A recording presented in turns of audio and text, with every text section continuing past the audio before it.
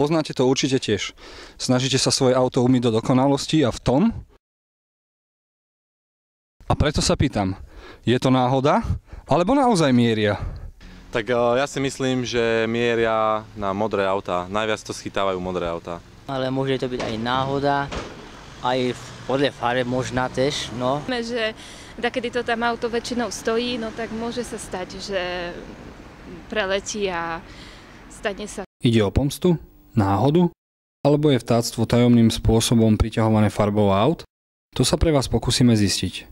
Avšak dovtedy žiadny automobil nie je v bezpečí. A toto sú už oni, šítery v akcii. A možno práve týmto spôsobom si vyberajú svoje nasledujúce ciele. Náš jednočlenný štáb sa pokúsil o komunikáciu, ktorého výsledkom bol jednoznačný no comment. A preto sme sa pokúsili neúspešne o brutálny únos. To nás nakoniec priviedlo k vyhľadaniu odborníka. Normálne vtáčiky všeobecne naozaj vykonajú potrebu tam, kde sedí. To je jedno, či je to vyvýšené miesto, či je to niekde na tráve, na aute. Kde to na ňo príde, tak tam to vykoná. Viaceré vtáky na červenú farbu reagujú agresívne. Počkať. Agresívne reagujú na červenú farbu. Ktoré vtáky zámerne vykonávajú potrebu, najmä vtedy, keď sa potrebujú brániť. No a jedinú obranu, ktorú má, tak je jeho trus. On dokáže cielene bombardovať nejakého človeka, ktorý sa šplhá na ten strom, alebo zaparkujete náhodou auto niekde. A čo teda s tým? Zákon je zákon, ale... Ale zabiť by som nezabil, bo to je riech. Zbil by som ho. No, asi by som ho odohnala a utrela by som auto.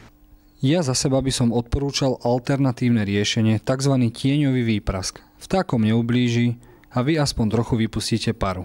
Alebo... Čo by sme mali výjsť zvonku, alebo dať nejaké plašiče, neviem, nejaké imitácie dravých vtákov. A čo na to vtáctvo? S úsmevom a hlavne z vysoka na nás.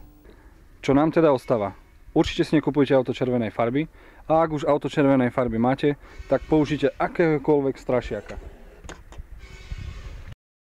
Pre všetkých Jozef.